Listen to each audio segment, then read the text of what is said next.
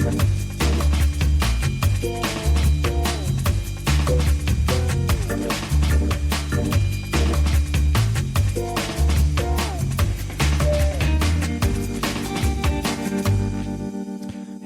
digital personages. Welcome to the very first episode of The Uncannery, a brand new podcast where three friends whose names are my name, which is Ron.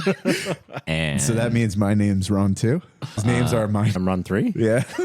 Three Rons, one Doug, and two Dons meet together. To my Let's left, be clear. we have Doug. I'm Doug.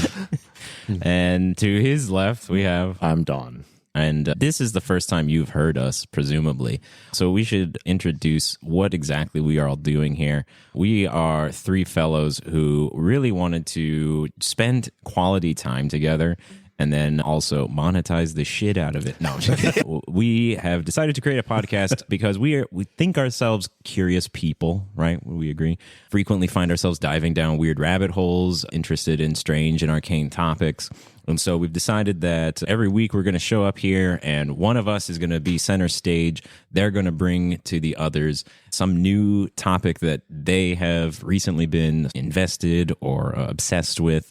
And we're just going to share it and see if there's any component of it that sort of resonates with everyone else in the room. And if we can deconstruct, why is that an interesting idea? How can we apply this? What is so gripping about it? And I think that we will hopefully touch hearts, minds, and souls in the process of doing that as well. Yeah, that's Amen, I think. And if you feel like your heart or soul has been touched, then cool, tune in to the next episode. But definitely not mine. I noticed you left that one off. Yeah, sorry. No. Turn off your brain. Get ready to just feel. No thoughts, all vibes here on The Uncannery.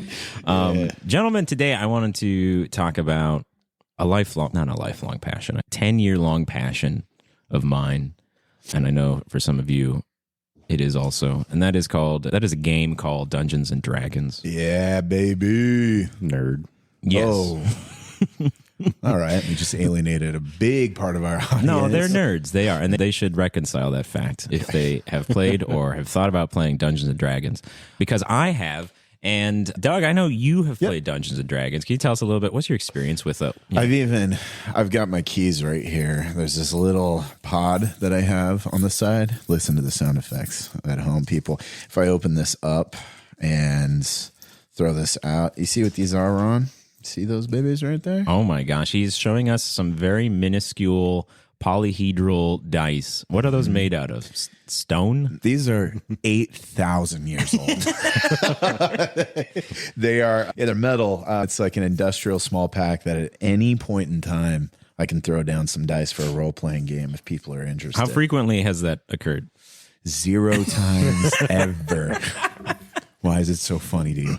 Yeah, 0 times. You ever. don't have to wait for a role-playing game to pop up. You can make real decisions with those. Those are with you all the time. I do doing that. I often have rolled, for the folks at home who don't know, the dice are identified by how many sides they have, and you just say D20, so that would be a 20-sided die. I've started mornings. I have a very big glow-in-the-dark D20 at my house that I've thrown and be like, how's this day going to go? And when it's 5 and under, it's hard to not self-actualize some bad things. It's hard. You just go, okay. I just love that one of the things people who play Dungeons and Dragons or tabletop role-playing games, I think a shared experience among them all is how incredibly difficult it is to gather enough people to play this game. And you're out here thinking, I'm just going to fall into one at any minute. Oh, yeah. Don, have you ever dabbled with the darkness of Dungeons and Dragons? I have actually, but not. I don't carry dice. Please don't in my pocket. Actually, in my whole lifetime, I have only ever played one episode of Dungeons and Dragons that required dice. It was in the 4th grade. My buddy Alex and he introduced me to the game and building characters and character sheets and hit points, and it was like doing a math problem is what I thought. Yeah. Big math. Yeah, there was a group of us that were friends, and we would say that we were playing Dungeons and Dragons, and really we were just telling stories to each other. Like one of us would be the dungeon master, and lead the other friends through a story if we were like on a car trip or camping or something like that. So we said we were playing, but I don't think I've ever really actually. I think you were. I think that's the best way to play. The more that you can get, in my opinion, the more that you can get the story infused and the dice don't get in the way, I think the better time that you're going to have, which is not the case for the hardcore, I think, a lot of the time, but I love that stuff. So basically, you think most people play the game wrong? It's a stylistic preference. Going back to what we said in the beginning, what touches my heart is playing without them. Yeah, if the dice don't get in the way of the fun interactions in the world, I think that it's way more fun. I think it is collective storytelling. That's anybody that I've ever gotten into the hobby or suggested to play with that hasn't played. I say it's collective storytelling. That's what you're doing. And just to clarify, you don't want the dice to get in the way that you literally carry on your keychain in your pocket all the time. That's why I don't want to be rummaging through my artifacts like, oh, here's this old thing here. Let me see if I can find the dice. And I've already forgotten what the story is. That would be terrible. Now, Don, I think you probably thought you were just throwing a silly old line out into the wind by saying, oh, you think people play the wrong way. However, you may not be shocked to learn that people who play tabletop role-playing games and have been doing so for a very long time feel very strongly about these games. And one of the things I think I love most about the communities that have formed around tabletop role-playing games is just how esoteric and deeply involved with every tiny piece of gaming that they can find. And there are people who very literally believe there are right ways and wrong ways to play role-playing games. And there are thousands of pages of forum threads dedicated to these kinds of arguments. And this is actually what I want to talk about today, which in the last 3 or so years in the scene, there's been a little bit of a row occurring in Dungeons and Dragons land. And I wanted to talk with us about that today. But before we do, really quickly, Doug, can you just give us like a quick primer? What is a tabletop role-playing game in case someone's never engaged with this idea? A tabletop role-playing game is the act of engaging with friends in a collective storytelling experience, ranging from lots of math to not as much. But there's also going to be some elements of, there's probably going to be a book that is going to give you options for the types of characters that inhabit that world. There's probably going to be a book, or it'll be in the same book, that kind of tells you about what that world is, gives you some ideas of how to build that world, and it gives you just enough rules to where you can construct scenarios that the people playing the game can understand. And there'll be one person usually that is running the game that kind of plays the world and the people in it that are interacting with those characters that people are playing. I sure hope that Dungeons and Dragons is going to be paying us our royalty for the advertising we're giving here, because like you get to do math and it involves a book. It's what's not to love. Don't forget the friends. Hardest part to acquire. And sometimes pizza. Who knows? Yeah, D&D has been having something of a renaissance in the last decade. It's become very popular. That's because Wizards of the Coast, who now own the Dungeons and Dragons property, they released the newest or latest edition, which is called the 5th edition of Dungeons and Dragons. And it's much to what Doug was saying, it's a very stripped down, back to basics, not as math heavy as it has been edition of the game. And this has invited a lot of new people into the space. This is actually how I got into the game. I am technically one of the people who never really played a tabletop game until maybe 10 years ago or so, around the time that 5th edition was popping off, right? And there's a lot of reasons for that. One is people are watching YouTube videos and podcasts where people play these games, and they're funny and they're engaging. And also, there was a pandemic where people couldn't go out and do most of the things they would usually do for fun. You can jump on Zoom together and play a couple hours of Dungeons and Dragons. Yep. So all these have fueled this hobby recently. I want to go back to something of a beginning real fast. The very first edition of Dungeons and Dragons, maybe the edition you were playing, Don. Were you playing Advanced Dungeons? There's a complex history of It was AD&D. Okay, yes. Cool. So Advanced Dungeons and Dragons. And it would have been 1982 or 83. Cool. The way he said it made it sound like there was at like a 1746 or Don, you're really old. And you probably played the original version, right? Don was the rule manual in typeface.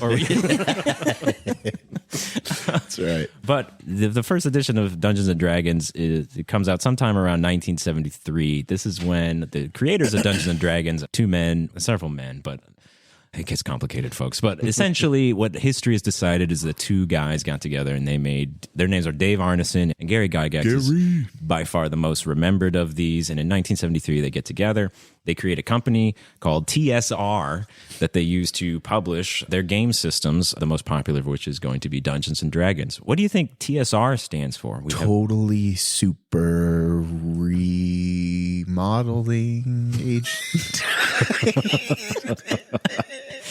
That would make some more sense. It stands for Tactical Studies Rules, which is the most boring company name. I like that my brain sauce that's just spilling out sounded like probably better. Totally Super Remodeling would at least has two exciting words in it. It's very 80s, right? Yeah. Anyways, TSR is one of the biggest names in like tabletop gaming for a couple decades. Eventually, Gary Gygax, great creative guy, not a fantastic business runner, eventually loses control of the company. Company goes down south. In 1997, TSR and the rights to all of its products and properties is purchased by Wizards of the Coast, a hot upcoming new board game. What they're most famous for? Magic the Gathering. Yeah, and this is in the 1990s. They're flush with magic cash, so they go out and they buy Dungeons and Dragons. I would like magic cash. Where do you get magic cash? Magic cash is what we're doing right now. All right. TSR, the name, is eventually given to... Wizards of the Coast decides they're not going to use the name TSR, so they allow a guy named Jason Elliott to register it, and he creates a new TSR. This is like the second version of TSR, and he's basically just a very small like business, and he just, out of an appreciation for history, wants to resurrect this name. Hey, this is where Dungeons and Dragons came from. There should be a TSR today, and he basically just uses it to publish a fanzine about D&D. He cannot make Dungeons and Dragons. Obviously, that's owned by Wizards of the Coast, and he can't make any of their other games. Was that a sigh of questioning? No, that wasn't for me. Okay, sorry. So anyways, everything's going fine for Jason Elliott and this new TSR until 2020. He had partnered with Ernie Gygax, which is one of the sons of Gary Gygax. And Ernie Gygax, it sounds, at some point realizes that Jason has forgotten to renew his ownership of the name TSR. And he goes to a guy named Justin Lanasa, his buddy, and he says, hey, look, this guy I work with, he forgot to renew the license to TSR. We could take it. We could be TSR right now. And that's exactly what happens. Justin Lanasa and Ernie Gygax, they swoop in and they basically file a new business as TSR, and they pay for the name, and they steal it essentially from Jason Elliott. And so this is now a third iteration of the good old-fashioned TSR. Right. And this is where the trouble comes from, because it turns out Ernie Gygax and Justin Lanasa are very quickly about to find themselves in a little bit of trouble. I don't like trouble. So what would they possibly want to do with TSR? They try to answer this question by going onto a YouTube podcast. Ernie Gygax is like a cult figure. He's the son of famous Gary Gygax, and people know him from conventions. He shows up on a podcast, and he gives an interview announcing, hey, TSR is back. We're going to bring back old school gaming. We're going to totally super remodel it. And in this interview, Ernie Gygax says the following. He says, TSR has been gone. There's a ton of artists and game designers and people that play, and recently they were dissed for being old-fashioned, possibly anti-modern trends, and enforcing, or even having the concepts of, gender identity. And then, in parentheses, he laughs. He sounds a little bit, for lack of a better term, like almost high. What's going on there? Yeah, I don't think this was exactly like, this wasn't a question really put to him. I think the question was like, why bring back TSR? And he continues by saying, I would hope so, but and then later they ask, hey, are you going to cooperate with Wizards of the Coast, since they technically own all the properties TSR owns? Like, how are you going to make this work? And he says, I would hope that we'd be able to cooperate with Wizards of the Coast, but they just put out a big disclaimer recently trying to divorce themselves from the ethics and style of play that was involved in the origins of the game. They're basically trying to say we're a better company and a better type of person than those who started playing. At least that's somewhat of the impression they've given. And please switch over and be part of the new wave. Join the pack of lemmings. Oh, yeah. So I don't understand the gender identity comment that you made a little while ago. So the big problem that Ernie had was that I don't understand, that there's genders in D&D? Hopefully this will clear it up. There are, in fact, genders in D&D. He's talking about Wizards of the Coast putting a disclaimer sticker on some of their old products. Wizards of the Coast bought the ability to sell old D&D publishing, like books and handbooks and magazines and things like that. Sometime in 2019, 2020, they decided to put a disclaimer on a lot of these. Almost all of these are sold digitally, so it's very easy to do. But this is what the disclaimer said. We recognize that some of the legacy content available on this website does not reflect the values of the Dungeons & Dragons franchise today. Some older content may reflect ethnic, racial, and gender prejudice that were commonplace in American society at that time. These depictions were wrong then and are wrong today. This content is presented as it was originally created because to do otherwise would be the same as claiming these prejudices never existed. Dungeons & Dragons teaches that diversity is a strength, and we strive to make our D&D products as welcoming and inclusive as possible. This part of our work will never end. So we are making our products as diverse and inclusive as possible by publishing these racist items. Yes, this is very much them saying, hey, look, don't judge us based on these. These were some other guys. We're going to still publish them because, one, we like money. And two, this is it's an interesting solution, I think, to a problem a lot of companies have had to address in recent years as sort of discussions about systematized prejudices and biases have gone undetected in American society for so long. And this has been a giant sort of national conversation that many people are now more fluent in conversing in. And I feel like Disney has gone back and been like, hey, look, in this animated film, there's some weird stuff, right? And they're redoing Splash Mountain because of racial overtones, Song of the South. I do have an X-Men comic from the 80s, and there's instances of the N-word being barred out because it's spoken by a white figure that's in the comic. And so even though it was originally printed that way, like that's now been barred out, which I thought was interesting. Right. And so companies are having to address, okay, how do we still make money off of the things we want to make money off of, but meet these modern sensibilities, right? And I think Wizards of the Coast, I think this is a pretty good way. They're like, hey, look, we're not changing, because as soon as you go and censor or remove things that were originally built and published, what is frequently a reaction among a certain enclave of that fan base? Right. Let's burn it down. Yeah, they get really upset, right? They're like, oh, you're changing my childhood, man. You're playing with the time-space continuum, right? Or whatever it is. Okay.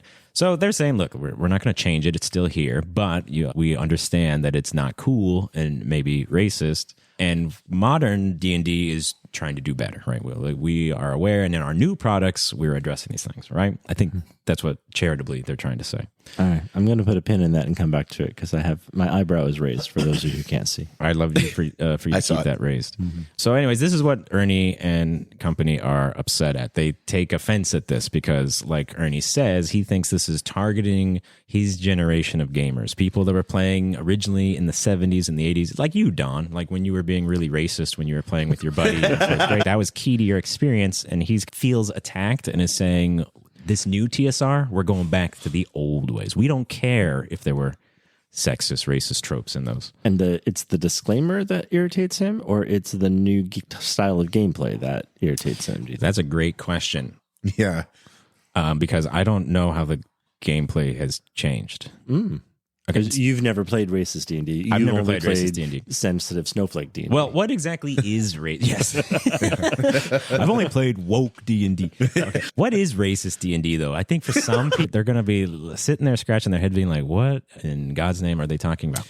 Doug, do you have any idea what is racist D&D? The one that I think of is the fact that I remember... And actually, the only D&D books that I've ever read were about the dark elves and who are of dark complexion, living underground. Dries de Dro Erden. Yep, those are the books. They're real entertaining. Yeah, going through and seeing that they have Yeah, like you have a group that is ostracized. And so I have played in a game in which, like, yeah, there's essentially racial tension between the dark elves and high elves. I've at least seen that. And the dark elf thing is a great example because D&D uses very simplistic morality system to literally code who is a good guy and who is a bad guy, right? Yep. It has a morality system that's called good, neutral, evil, and chaotic, lawful, right? Yep. So you fit somewhere on this axis. You're either lawful evil or you're chaotic good, right? You're one mix of these two variables. And the drow have always been characterized as just evil. Like all of the dark elves, they're evil. They worship the spider goddess Lolth, and they make sacrifices and they warp their flesh. Except for one of them. One of them's good, and he's Drist. Right? There's one good, and he's fighting his way out of this terrible. But literally, the Dark Elves, if you look at their art, they're literally just black people. They just have black skin, and they all live underground and are evil. So that's weird. There's also this history of orcs, right? And this goes back, like, where do orcs even come from? I'm guessing Tolkien. Don? Let's go back even further. I'm wondering if Don has the most right answer. Thank you. Most right. Or Tolkien would be my first guess, too. Thank you. Tolkien is the right guess, but where does Tolkien grab it? He grabs it from Beowulf. From Old English. Orkneys. Yeah. But anyways, Tolkien invents the orcs as a race of malicious creatures that do the bidding of the villains in that story. And so, of course, every fantasy RPG, it's got to have orcs, and orcs got to be evil. And you might be like, well, yeah, of course, there are evil people. Let's fight some evil people. You got to have villains for your good guys to fight against. But as D&D sort of develops and grows and needs to publish more books, it starts talking about orc society and who are the orcs, right? Even Tolkien had this to say about orcs, like, what are orcs, right? What do they look like as people? And Tolkien in one of his letters writes that orcs are squat, broad, flat-nosed, sallow-skinned, with wide mouths and slant eyes. In fact, degraded and repulsive versions of the, to Europeans, least lovely Mongol types. That's straight from I love Tolkien, but that's straight from the mouth of the professor. Yeah. Okay. And from the very beginning, there's this racially coded language that is used to describe these inferior creatures who are, of course, all evil and only do bad. And a lot of this, knowingly or unknowingly, mostly I would say unknowingly, gets picked up by the writers of games and new fantasy properties, and it gets carried over until you have D&D orcs who, when you make an orc character, your intelligence is capped at a lower level than other kinds of characters, because orcs are not smart, but they sure are strong, and so you might have better strength because you're a savage, brute kind of creature. Just going back, I want to make sure I heard it. You say least lovable Mongol types? Is that correct? Least lovely. Least lovely. Oh, that's better. Wow. No. Okay. So anyways, a lot of this is just been in there. There's a lot more. You can read whole essays about the sort of implicit racism of a lot of early D&D adventures and things like that, and the ways in which they evoke kind of colonial fantasies of good, strong European adventurers going into the wild and conquering lesser creatures and taking their stuff, literally taking their treasure in order to power up their own abilities and things like that. All right. So a lot of people are aware of this now in the tabletop communities. A lot of these kind of conversations gain traction. And I think what Ernie's really reacting to is, one, the disclaimer that Wizards of the Coast put on there, but also this influx of new people who have come to the tabletop role-playing space, which is much more diverse than it's ever been. Don, what kinds of kids were playing D&D when you were in fourth grade? Fourth graders. Can I make an assumption? Sure. You guys were all boys, right? Yes. Okay. D&D and tabletop games, traditionally a very masculine space, right? Not a lot of women joining it. That's changed recently, right? Tons of women and playing these games visibly online and at my tables when I play, right? And so a lot of women show up and they look at these books, and what do they see? A lot of oddly shaped, scantily clad women, art drawn for men, right? And so new people show up and they say, hey, this is weird. And so then a lot of the aesthetics of the game changes to accommodate a new audience, right? So is that changing the game, though? Is that just changing the art that's associated with the game? So frequently it's changing just the art. Sometimes it'll be changing what the fans call the lore of the game, right? So once people were like, hey, the drow, the dark elves, it's weird that they're all black-coated and evil. A lot of that has changed, so they go and change the storyline of those characters. But again, to your question, how much of this, like, enters into the actual space of playing the game. How are you playing the game differently? And I think the answer is both yes and no, right? A lot of people would say, hey, being a cool white barbarian guy and running into I just want to run an adventure where I run into a tribe of orcs and we kill them all and we take their treasure and I feel good. That's fine. And some modern DMs would be like, no, that's weird. We need to wrestle with that a little bit, right? We need to do something different with that because there's an implicitly icky thing going on there. And I think we see this sometimes with people when you ask them, hey, this thing you loved, there was something weird under the surface about it, whether you knew it or not. And sometimes people get very defensive and they say, no way, that's not true. It was cool the whole time. And part of what I think is difficult is having lived through both episodes of what we're discussing, right? I guess I lived in the racist D&D era before it was You're lucky we invited you on. Oh, I feel lucky. Is there a way? Could you play a game where a strong, buff, dark-skinned barbarian encounters a group of evil orcs who don't look like African Americans, or that are dark elves but have a different skin color or a different complexion or a different body shape, and still have that same adventure? So is the problem that you have a barbarian character killing orcs? Is that the problem? Or is the problem that all the barbarians are imagined as lighter skinned and built in a certain body frame, and all of the orcs are imagined as dark skinned and built in a certain body frame? And yeah, both. So again, this is why I think this is such a fascinating concept, because where does D&D exist? When you sit with your friends and when you play D&D, what is happening? There are so many mediums in which it exists. So there's the book, there's the rule book, and it tells you orcs are like this. Okay, but if I'm a DM, I can say, screw that. At my table, no, orcs are like this, right? And then as the dungeon master, I can present the game that way, however I want to bring it to you. The game also exists in the mind of the players, though. Each of them is different. So some of them are going to see the orc one way, and another are going to imagine the orc a different way. I don't think the problem here is literally like the skin color of the player characters, right? Because, people from all different kinds of backgrounds and ethnicities have played Dungeons & Dragons forever. I'm not trying to say until 10 years ago, no black people played Dungeons & Dragons, right? And certainly they made characters who they thought were cool. It's just this idea that a lot of players just take what's in the rule books, what's in the adventure modules, and they just run them as presented. And if they're not thinking very cognizantly or awarely about them, they're going to present narratives that maybe the authors didn't think about as carefully when they published that piece. Mm-hmm. And so whether they wanted to or not, they might be propagating these kinds of old-fashioned ideas. Or sustaining them.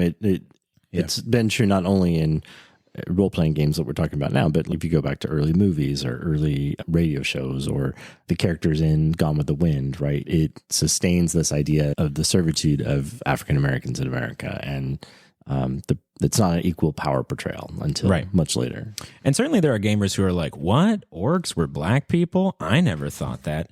And that's true, right? There's certain that link is not always that explicit, right? And there are plenty of people who don't think that. But whether they knew it or not, it is reinforcing an idea that, hey, there are some people, though, who you can just kill. It's fine, right? You can just kill the orcs. It's okay, right? And that's that's a weird idea to just like innately have in us, right? Does it carry to other characters or in other creatures? And everyone wants to kill the dragon. Like you can't say, oh no, the poor dragon.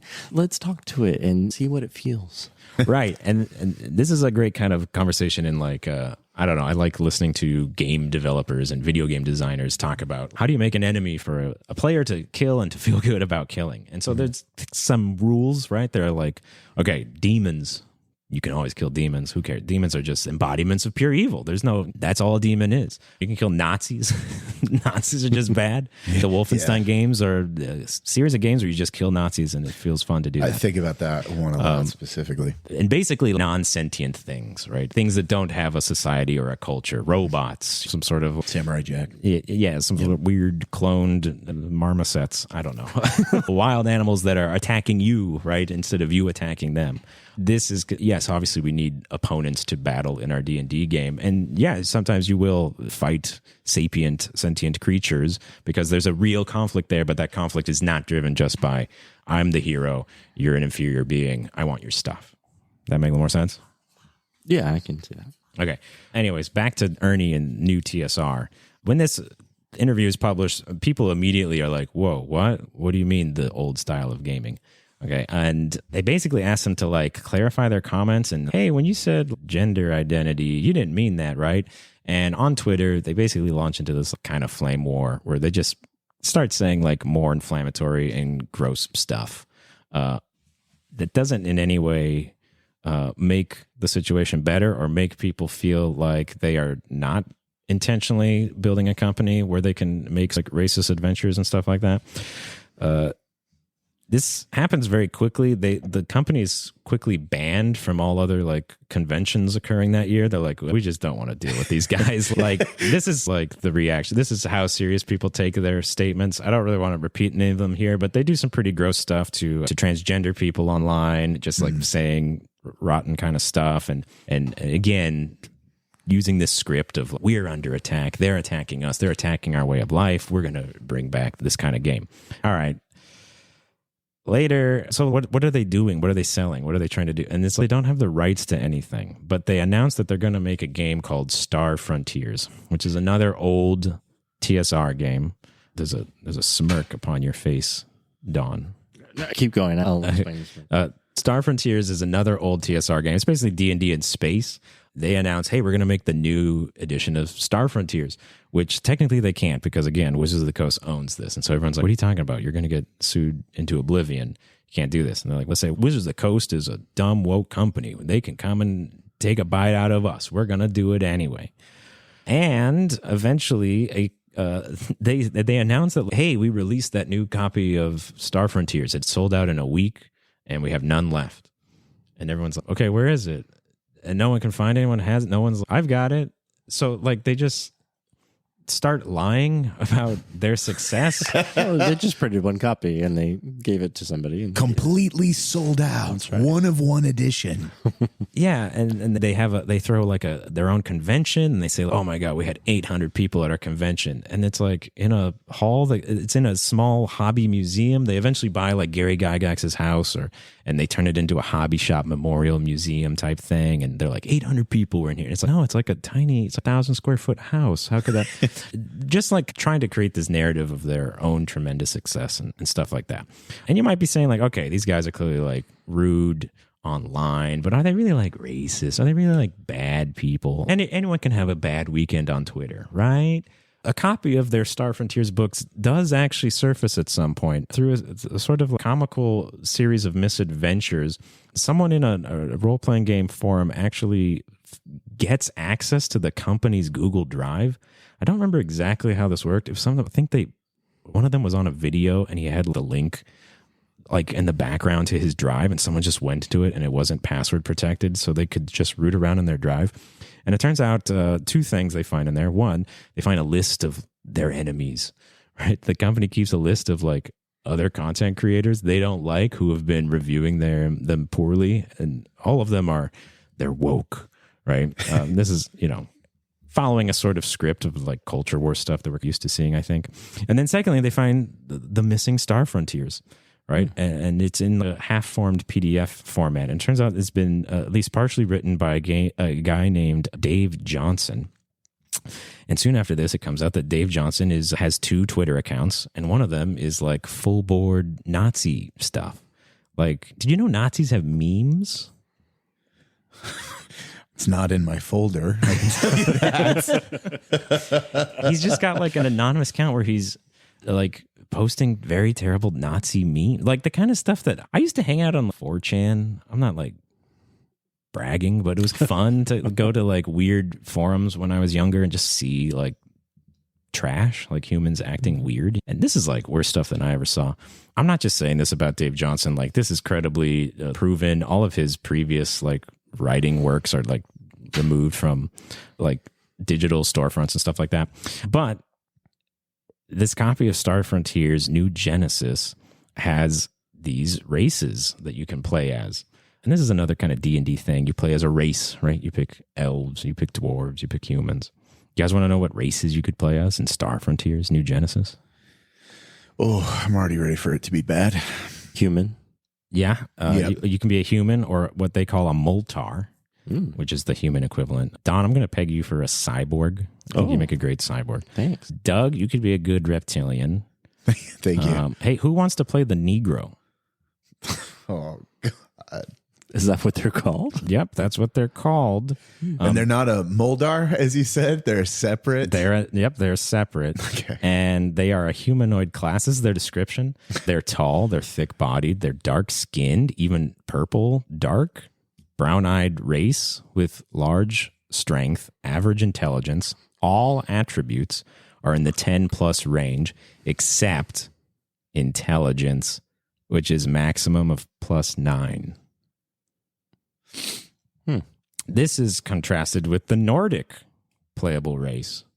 I'm going to be a Nordic. This is why. They're tall, blonde, blue-eyed race with exceptional attributes and powers. All attributes are in the 13+ range. Okay. And it's really interesting. We're out in space. Don't forget that. We're out in space. Yeah. So probably going to different planets. Sure, yeah. Let's make sure we include Nordic. Let's make sure we call back to a group of people. Now, some of this actually has basis in old alien stuff, which should probably be the topic of another show. But there are alien weirdos who have categorized the types of aliens, and one of them are the Nordics, and it is super racist. They're just like, they're aliens who look like white people, and they live in a peaceful utopia, and when they visit, it's good, but when the grays come, it's bad. Absolutely point taken about the descriptions you have just read. But to play devil's advocate for a second, is the problem the description, or is the problem the names that are being used there? So if the race wasn't called Negro, the race was called Korzak or whatever made up word, does the racism carry over still, or is the racism just literally in the name? No, I think the racism carries forward in the idea, right? And this is another thing that the RPG community has been talking about, and is also what they consider one of the racist holdovers of old D&D. Because in old D&D, you're a player, you want to make a character. I want to be a dwarf, right? And you want to be different from other people because you're a dwarf. Dwarves are small. Dwarves have beards. Dwarves like caves.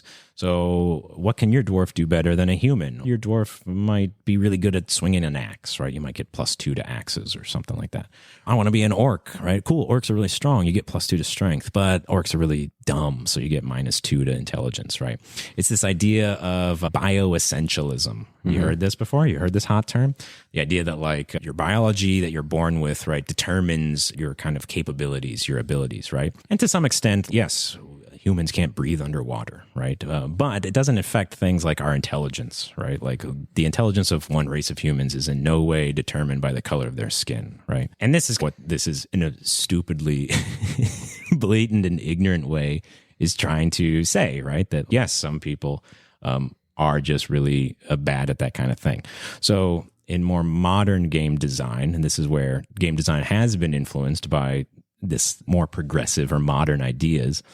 If you want to play an orc, you won't have a limit to your intelligence, right? You won't have a limit to your strength because presumably there is a variety and a range and a diversity of those kinds of fictional people, right?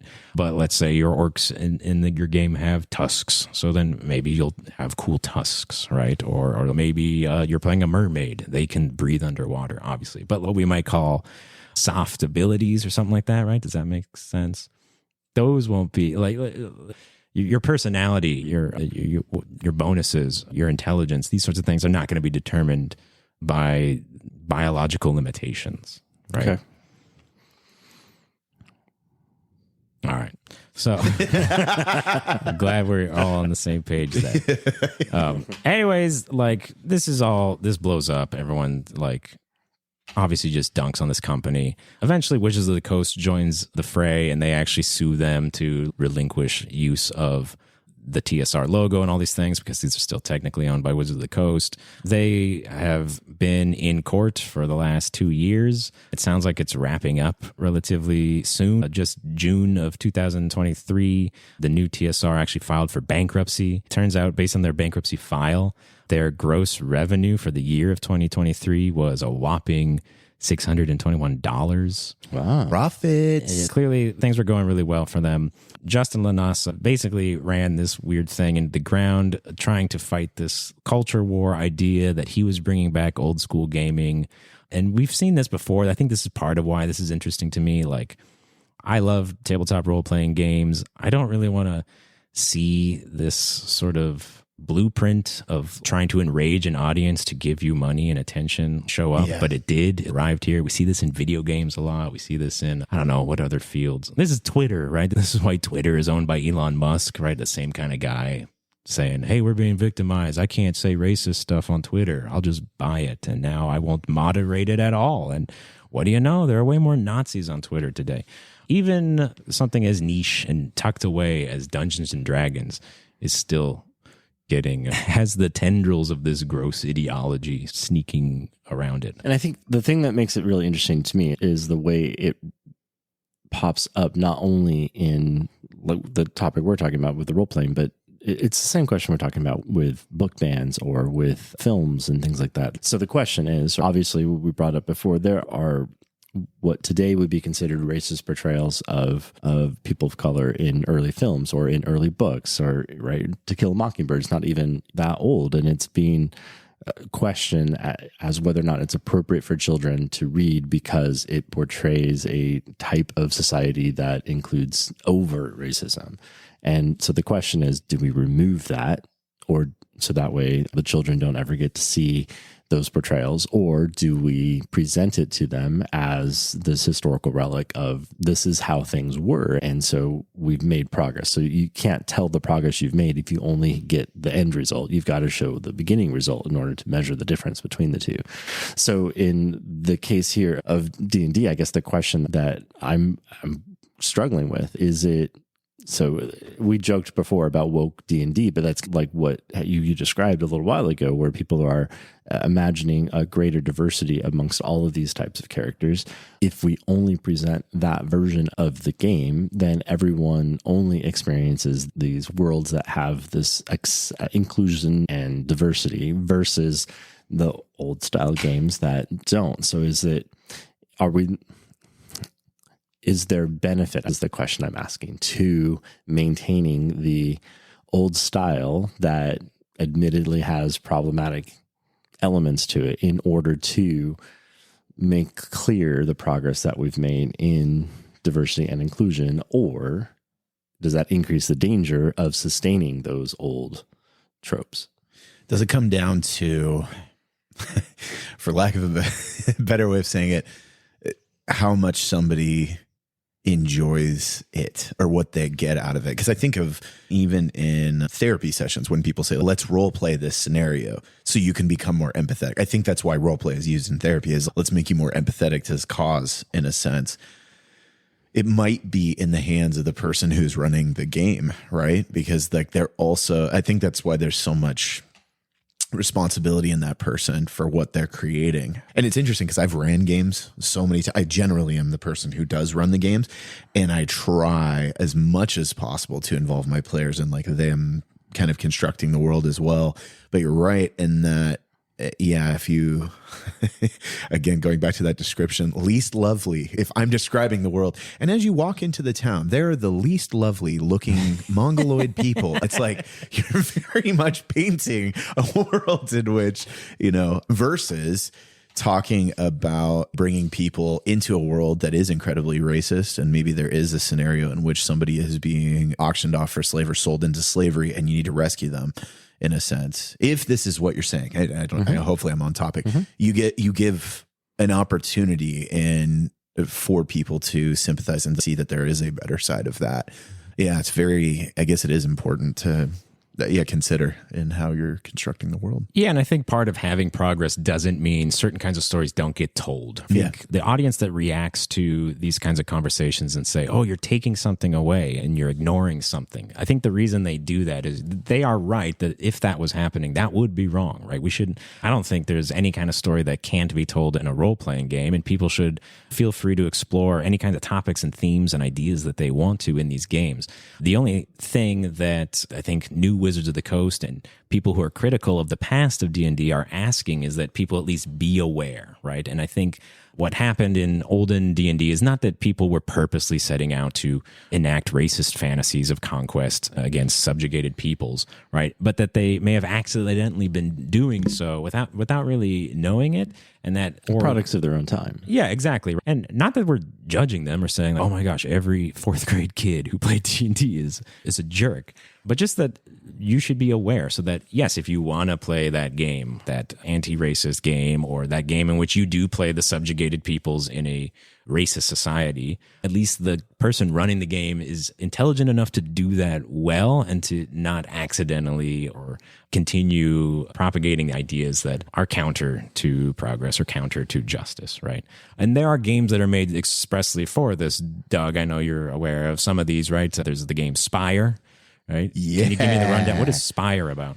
Spire is in the Heart, the two companion games. I enjoy them a lot because Spire, the idea is that you're role playing inside of a city in which there's incredibly corrupt authoritative figures, that you are playing the resistance movement. So you are part of the down with the man forces, essentially trying to take them over. And the book explains that it most likely will end in your party's demise because the oppression is too great. And I think that allows for kind of glorious conversations about like why struggle against things that feel so overwhelming. And so that's a perfect example of a system that I really like for that reason. Why, even if you come to demise, why fight against things that you think are wrong or corrupt in some way? And I love that one. Or there's games like Vampire the Masquerade, which is instead of you going around and fighting monsters, it's more about you're the monster, and how does the character navigate situations where they might have to manipulate or be cruel to other people as they try to suck their blood. Right,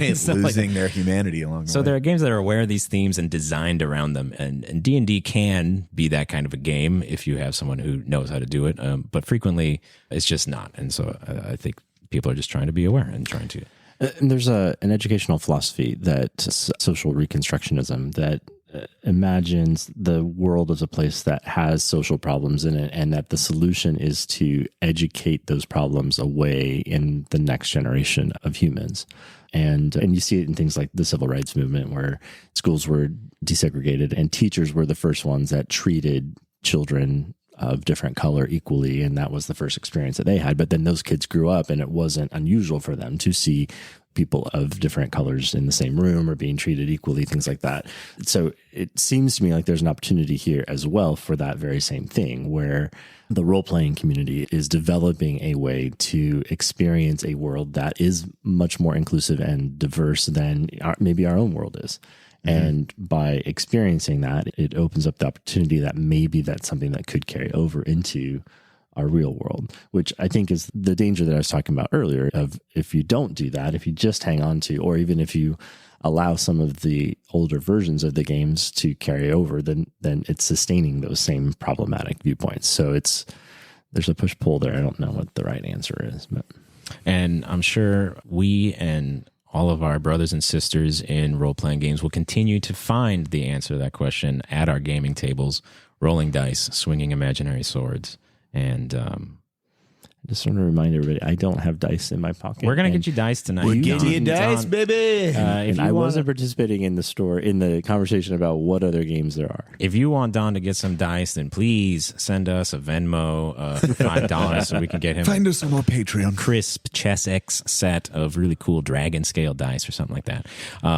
Gentlemen, I think this has been a very lovely conversation. Thank you for indulging me as we take this bizarre turn down D&D's past, present, and who knows, future. Does Doug need to cast a die to find out whether we're done or not? Or No, because referring back to what I originally said, we have my heart, my soul, and my mind has been touched, all three. And there's no role that can eliminate how powerful this has been. I'm just going to call it as the dungeon master and say, we succeeded. This is fantastic. This is incredible. No die is more powerful than the die of friendship. Thank you all for being here.